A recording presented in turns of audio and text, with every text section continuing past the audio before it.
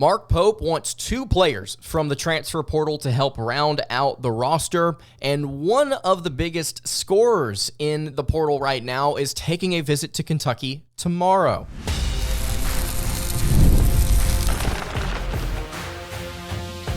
You are Locked On Kentucky, your daily podcast on the Kentucky Wildcats, part of the Locked On Podcast Network, your team every day. All right, what's going on, Big Blue Nation? Welcome on into Locked On Kentucky, your daily Kentucky Wildcats podcast. I'm your host, Lance Dawe. On today's episode of Locked On Kentucky, we are going to be discussing a transfer portal player that is taking a visit to the Wildcats tomorrow. What does this mean for BYU's Jackson Robinson? What does this mean for the other players Kentucky is taking a look at in the portal right now? A couple of them actually just attended the G League Combine. Also on today's episode, the 2024-25 SEC schedule opponents have been released for every single SEC team, and Kentucky has a date with Arkansas in a Rupp Arena, along many other very interesting games that we'll dive into. Today's episode is brought to you by LinkedIn. These days, every new potential hire can feel like a high-stakes wager for your small business, and that's why LinkedIn Jobs helps find the right tools to get the right people for your team faster and for free. You can post your job for free at linkedin.com/lockedoncollege. That is linkedin.com/lockedoncollege. Terms and conditions apply. Thank you so much for making Locked On Kentucky your first listen every single day. Want to remind everyone out there that we are free and available on all platforms. If you are watching on YouTube, please subscribe to the show, and if you are listening on podcast, I would greatly appreciate it if you subscribed there as well. All right, so let's go ahead and get into it. According to reports, various reports out there, FDU transfer Ansley Almonor will be taking a visit with the Kentucky Wildcats tomorrow. Almonor, one of the biggest scorers in the transfer portal right now, and he is at a position of need for the Kentucky Wildcats. A 6'7", 220-pound junior, again, out of Fairleigh Dickinson, FDU, the team that knocked off Purdue just a couple of seasons ago. Last season was one of the most utilized players for FDU, for the Knights, I should say. Statistically, a very, very solid player at his position that I think would be able to fill the need at the 4 that Kentucky basketball currently has. So we've talked about this a lot recently on the show about how Kentucky has, and Mark Pope reiterated this today, I think in an interview with John Rothstein, about how he needs 2 players to kind of round out this roster. Really, they can get up to 13, but they need 2 players, 2 serious players, to kind of round out this roster, and they need somebody at shooting guard, and they need somebody at power forward. Preferably, one of those 2 players needs to be a pure bucket getter. And this kid right here, Ansley Almonor, he's solid. He's a bucket getter, but I think he provides you some other things as well, which we'll dive into here in a second. But it really does bring into question, okay, if Kentucky's getting this kid to visit, if he does end up committing, what will happen with BYU's Jackson Robinson? Will he stay in the draft? Will he go back to BYU? Will he end up transferring to Kentucky anyway, which I strongly doubt? There are so many different ways that this could play out. I want to ask you guys off the top here. I'm going to talk about this guy's stats. I'm going to kind of explain where he's from, and then I want you to tell me, would you rather have Robinson or would you rather have a guy like Ansley Almonor? So, junior, again, like I said, he's played 3 years at FDU, hasn't transferred anywhere else, hasn't had a red shirt. This is probably the first transfer that we've talked about where he's just purely been at one school. In 2023-24, he averaged 16.4 points per game while shooting 44% from the floor, 39% from 3, shot 80% from the charity stripe, averaged 5.1 rebounds, 1.7 assists, and 0.7 blocks per game. All pretty solid numbers, especially considering the school that he's playing at. Again, a year ago, FDU was the team to take down Purdue in the first round of the NCAA tournament. I can actually pull up here. Almonor in that game had, he had just 1 point. Excuse me, I thought he had more than that. Just 1.02 shooting. Thought that he was more of an impact player, but I guess he was more of an impact player this past season. 16 points, 5 rebounds, 1.7 assists while shooting 39% from 3 at 6'7". sounds like somebody Mark Pope would like to have at his power forward spot. He primarily played center for the Knights a season ago, but I think that was exclusively because they had a height issue. Their two starting guards were 5'8" and 5'9". Their small forward was 6'4", and their power forward was 6'3", 188 pounds. So they were really lacking size and weight, FDU was a season ago. But Almonor was the team's best three-point shooter. Statistically, he hit 71 outside shots, again, 39.4% from beyond the arc. That's really, really solid for his position. And to be honest with you, really solid for what his actual jump shot looks like, what his form looks like. It's a little bit herky-jerky, but I'm impressed at just how often it goes in.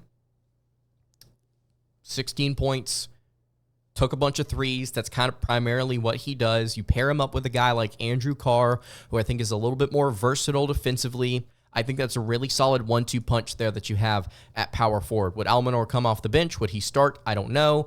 I think that he fits with this team well. He's coming from a lesser, I guess, conference in school in terms of just the strength of his competition, but I don't necessarily think that matters because of the reasons that we've talked about recently on this show about how there's been a lot of players that have moved up to higher competition, even on national championship winning squads as of late, that weren't really playing at any major schools to begin with. And we know with Antonio Reeves from Illinois State, you can find guys just about anywhere. And if they're scoring a bunch of points, you can develop them into something special because of the resources that you currently have. So Almonor, I like his game. I like the fact that he's essentially just kind of a pick and pop kind of guy, somebody that can do really, really well in catch and shoot situations, as in the 89th percentile of catch and shoot scores. He can knock down outside shots. He's got some height to him. He's got a little bit of a post game to him at 6'7", 220. So an offensive player that I think Kentucky could definitely use. But do we want him more than a guy like Jackson Robinson? I want you guys to leave your thoughts in the comments below, or you can hit me on Twitter at LockedOnUK. All right. I like this kid. I think he would be interesting, and I think that he would fit well with this team. There are a couple of players that Mark Pope is currently looking at that he actually went to go and check out at the G League earlier this week. Before we get into that, we have a SEC schedule to take a look at. The 2023-24 SEC schedule has been released. I want to dive into that in just a moment. Before I do that, though, I want to tell you guys about our friends over at LinkedIn Jobs. When you're hiring for your small business, you want to find quality candidates that are right for the role, and that's why you have to check out LinkedIn Jobs.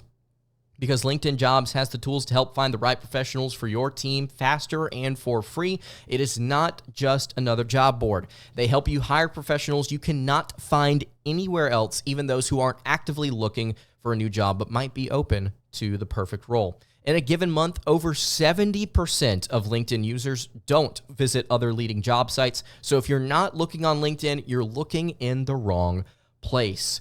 You can post your job for free at linkedin.com/lockedoncollege. That is linkedin.com/lockedoncollege to post your job for free. Terms and conditions apply. All right, continuing along here on the Monday edition of Locked On Kentucky. Lance Dawe hanging out here with you. Again, I appreciate you guys checking out the show today. If you have not subscribed to the YouTube channel or the podcast feed, wherever you are tuned in, I would greatly appreciate it if you went ahead and did so. So we've got Wooga Poplar, we've got Chaz Lanier at the G League Combine. We'll talk about that later, but for now, I want to focus on some breaking news today. The SEC has officially released their 2024-25 conference opponents for every single SEC team. So this is not in order. This is not by date, but it is divided by home and away games. Some interesting things to see across the landscape of the SEC, especially considering Texas and Oklahoma are coming to play b-ball and football and all sorts of other sports with the Southeastern Conference this upcoming season. So you're going to get to see teams now come and go to those two respective schools. But Kentucky's schedule, it's very interesting for a couple of reasons. To start, let's talk about the Florida Gators. Florida preseason top 20 team right now, I would say. Very solid team underneath Todd Golden, they're not going to be able to host Kentucky this upcoming season. Kentucky gets them at home in Rupp Arena, but they will not play the Gators in a home and home in the SEC slate. I think that's terrible, just flat out. This is why I'm not fired up about Texas and Oklahoma joining the SEC in this sport or in football.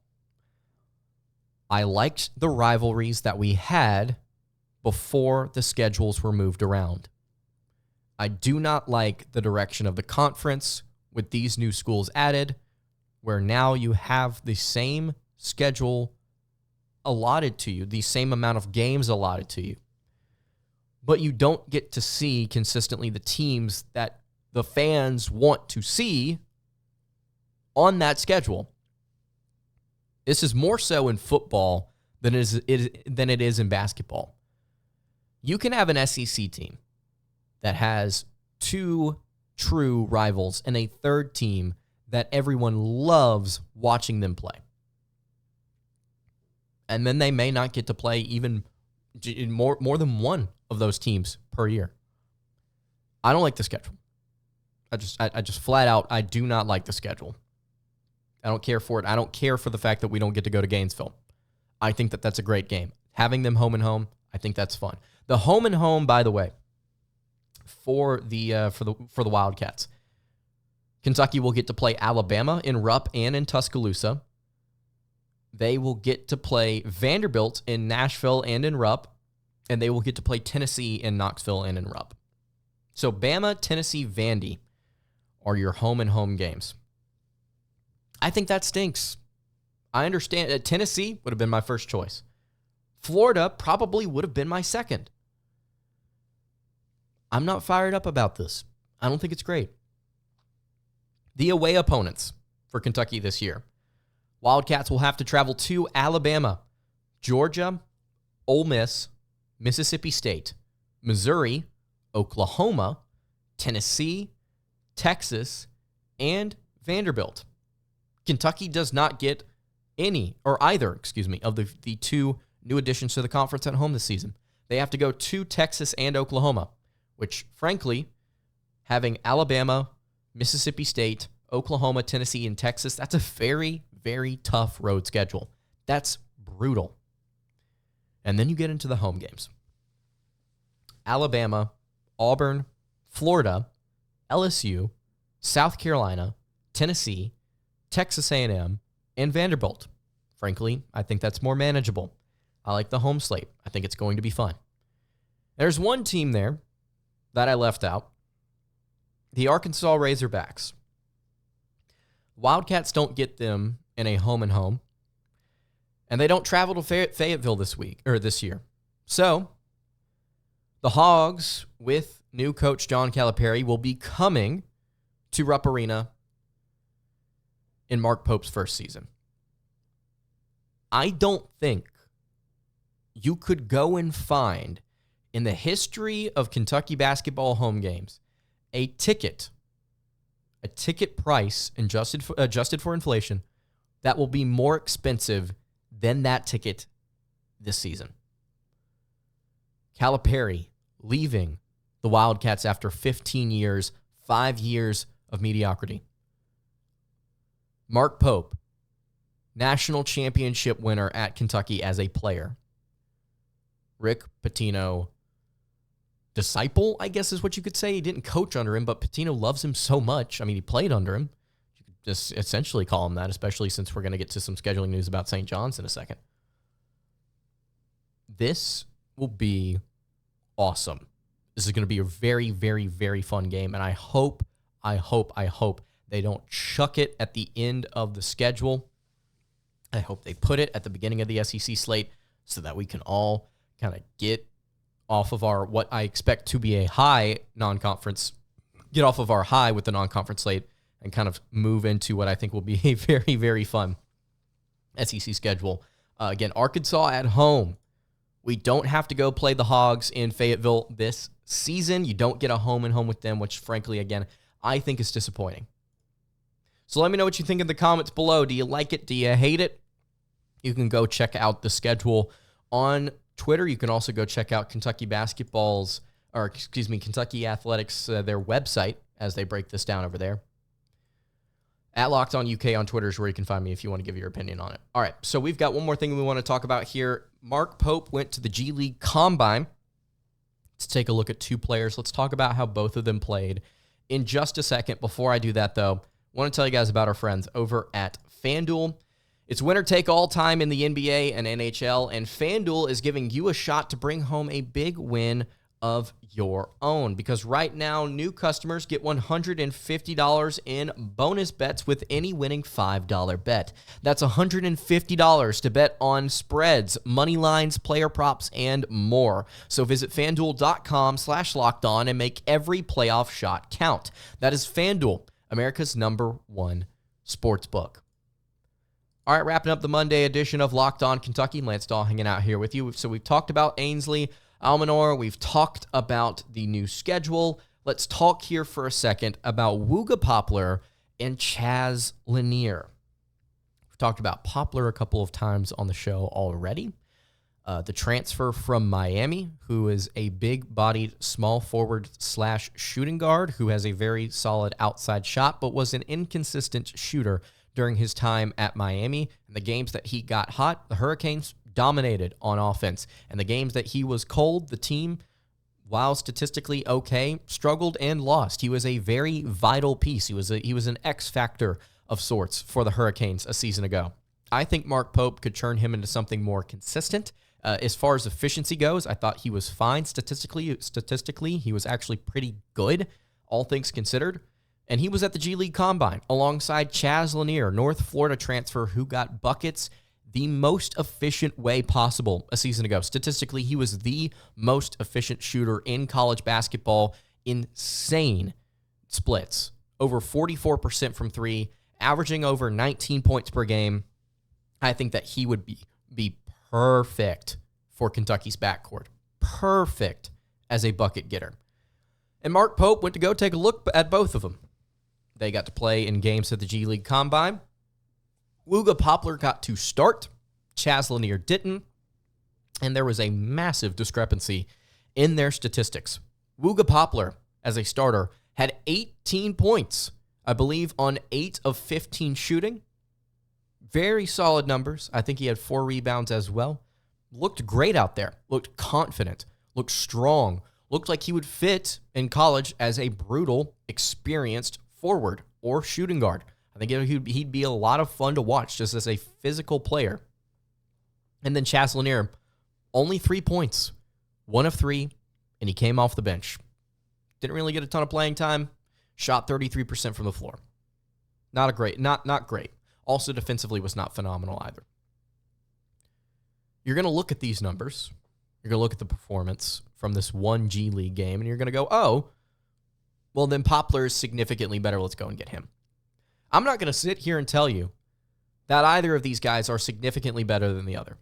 I think they're both good. I would love to have both of them. If we could get both of them, if we could get just one, that'd be awesome. Right?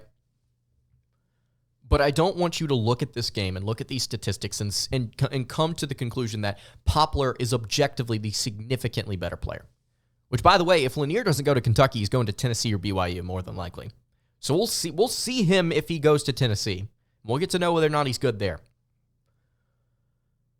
I think Lanier, this is not a reflection of his game. This is not a reflection of who he is. This is not a reflection of what he could do if he returns to college. I think that this game is irrelevant, I think, for Lanier, especially considering he didn't get as many minutes as Poplar. On the other side of things, this is just an example of what Poplar could be for Kentucky. A kind of hot and cold player, if you will, that really, when he gets hot, he gets hot, and he's very difficult to stop. He's a very confident shooter. It's an example, but it's not the full sample size of what you could get with Poplar.